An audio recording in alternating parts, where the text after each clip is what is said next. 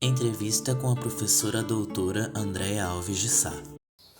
Bom, primeiramente eu quero agradecer muito a todos vocês por essa oportunidade de me apresentar aqui como uma cientista negra, uma cientista social.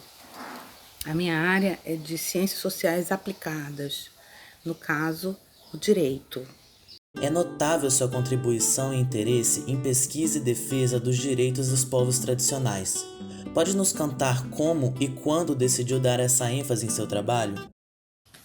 Eu me lembro que no primeiro ano da faculdade, era o primeiro ano, primeiro bimestre do primeiro ano, eu tinha um professor de direito civil e tinha um item que era assim, pessoa.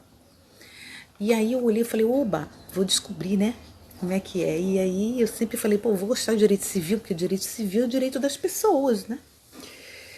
E esse professor deu exatamente 7 minutos de aula sobre pessoa.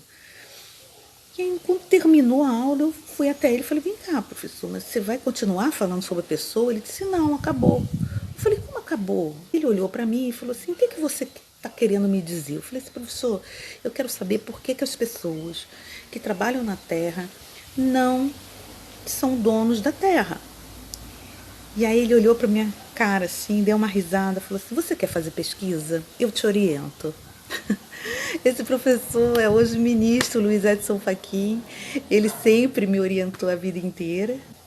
Eu comecei a perceber que as pessoas, a luta que eu dizia que era uma luta sobre a terra, a luta que eu via que era a luta das pessoas, por que elas não tinham direito à terra, ela estava dentro do próprio processo histórico de colonização, né, de conquista do Brasil. E aí eu fui estudando, só que isso é muito amplo, então eu resolvi fazer um recorte. O recorte foi justamente com as comunidades originárias, então aqueles que estavam aqui na terra e que foram aos poucos sendo levados para o interior, né? E se instalado lá, vivido o seu jeito de viver e que sempre, cada vez que a economia, né, que o capital precisa daquilo, eles vão sempre em cima deles, né? E destituem essas pessoas da terra. Então, foi por isso, né, que eu comecei a estudar a comunidade tradicional. Quais foram as maiores dificuldades que você enfrentou atuando como uma cientista negra no Brasil? Você já sofreu racismo no ambiente de trabalho? Muitas, muitas e muitas vezes eu sofri. Né? Inclusive, eu estou movendo uma ação contra a universidade justamente por causa disso. Né? Eu sempre fui a mais cobrada, a professora mais cobrada, a professora que não podia viajar, a professora que, mesmo tendo monitores, eu não podia deixar com os monitores, que, enfim, eu era sempre a professora que era acusada e principalmente, nunca assim diretamente, claro, né? Hoje eu até penso que infelizmente, que eu gostaria que muito que alguém me chamasse, ô sua preta, né? Porque aí a gente consegue o processo, mas não foi assim, aqueles subterfúgios, né? E que você acaba vendo que você está sendo tratada de uma forma diferente das outras mulheres, inclusive. Tá? Quando você está num ambiente em que existe, que as coisas não são claras, né? Então assim, o aluno ri para você, não ri para você, ela ri de você, ou quando pergunta assim, professora, sabe, eu vi um casaco muito bonito ali, está em liquidação, né? A gente começa a perceber que isso não é falado para os outros. Né? O que é difícil é isso, é quando cai a ficha que você é tratado diferente, porque a princípio eu nunca percebi isso e acabei percebendo de uma forma muito dolorosa muitos e muitos anos depois. Como foi participar da Comissão da Verdade em 2014 e ouvir tantos relatos difíceis sobre o que aconteceu na ditadura militar, especialmente tendo crescido durante a ditadura militar? Pois é, eu cresci, né? Eu nasci em 1964, até brinco dizendo assim, eu não chorei nem ri para não ser mal interpretada, mas eu nasci em 64 e realmente até 85, né? que foi quando acabou a ditadura militar. Eu já estava com 20 anos de idade, 21 anos de idade. Então eu passei por todo o período da ditadura. Me lembro já em 79, quando, né, começou o movimento da anistia, e aí eu comecei a participar um pouco mais, né, dos movimentos, comecei a entender o que era uma anistia e o que era, e comecei a participar. E fui, claro, da geração lá que estava naquele 1 milhão de pessoas lá no Rio de Janeiro, pela Diretas Já. Então, toda essa parte de redemocratização eu participei ativamente e tenho muito orgulho disso. Quanto à Comissão da Verdade, nossa, eu fiquei muito feliz de ter sido escolhida. Foi um processo seletivo e bastante difícil, e eu consegui ser escolhida. Trabalhei com uma equipe maravilhosa. Eu fiquei estarrecida, eu fiquei revoltada, eu fiquei abobada com as coisas que se fazia nesse país, né? De como é um horror a ditadura, né? De como é triste a ditadura, de como marca as pessoas, né?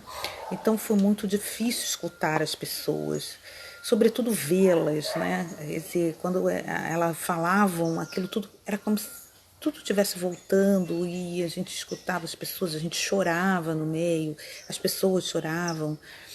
Mas foi tudo muito, muito bom, porque todos os dias eu tinha certeza que eu estava dando um passo à frente, né, para revelar, né, esse segredo imundo, né, que existe aqui, que existiu aqui no Brasil, e que, sinceramente, espero que nunca mais retorne.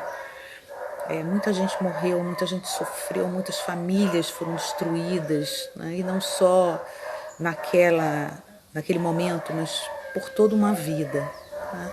É algo que a gente não esquece. Qual é o legado que você espera deixar para o mundo? Olha, eu acho que o legado que eu queria deixar em termos profissionais era esse livro mesmo que eu fiz, sabe? Eu acho que esse livro que denuncia, né, o quanto o direito massacra, para garantir alguns direitos, ele massacra outros. E ter feito isso em função e para as comunidades tradicionais, para aqueles que não têm voz, o que é ser retirado, né, expulso, né, do seu local de origem. Então, isso é um legado que eu quero. E do ponto de vista da pessoa, ter feito 2 filhos, né, ter deixado 2 seres humanos aí, muito, muito cônscios e muito respeitosos e muito inteligentes e muito batalhadores. Eu acho que, né, isso é uma alegria para qualquer mãe, né? Então, isso aí é um outro legado que eu deixo no mundo. Enquanto mulher, cientista e mãe, como foi conciliar essa rotina e afazeres? Foi bem difícil, né? Eu já era casada, então eu tinha muitas coisas para fazer e muito que estudar. E logo no início da faculdade eu já resolvi fazer pesquisa. Então eu me lembro que quando o Léo nasceu, eu estava fazendo uma pesquisa pelo PIBIC, então eu tinha uma enorme responsabilidade. E eu me lembro que muitas vezes eu tive que escrever a minha monografia junto com o Léo ali no carrinho, né? Eu balançava com o pé e, e escrevia a minha monografia. Existe alguma frase, texto ou canção que te defina enquanto professora e pesquisadora? Conta pra gente. Eu tenho uma música que meu pai dizia que lembrava muito de mim, e eu me reconheço muito nela, que é Maria Maria, né? Mas é preciso ter força, é preciso ter graça, é preciso ter garra sempre. Então isso é algo que eu sempre levei para minha vida, e eu com muito carinho, porque foi meu pai que cantava isso para mim. Qual é o seu maior orgulho enquanto profissional? Bom, meu maior orgulho é ter conseguido chegar até aqui, né? Porque foi tudo muito difícil, né? Eu vim de uma família pobre, eu fiz escola pública, e fiz escolas públicas ruins. Eu tenho muito orgulho de ter aproveitado essas chances todas que a vida me deu, sabe? E ter batalhado, e ter metido a cara. Eu tenho orgulho disso, eu tenho muito orgulho do meu diploma de doutora.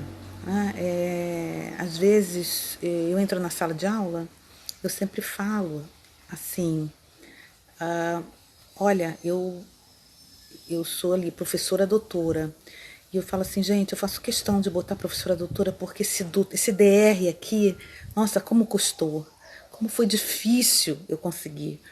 Então eu tenho muito orgulho de ter conseguido, né, neste país, apesar de pobre, apesar de negra, apesar de com filhos e com, enfim, com tudo que aconteceu na minha vida, eu consegui ter ultrapassado essa barreira e ter conseguido me doutorar numa faculdade do Paraná, que é nível 6 do MEC, e com 10, assim, com louvor. Eu fiquei muito, muito feliz com isso.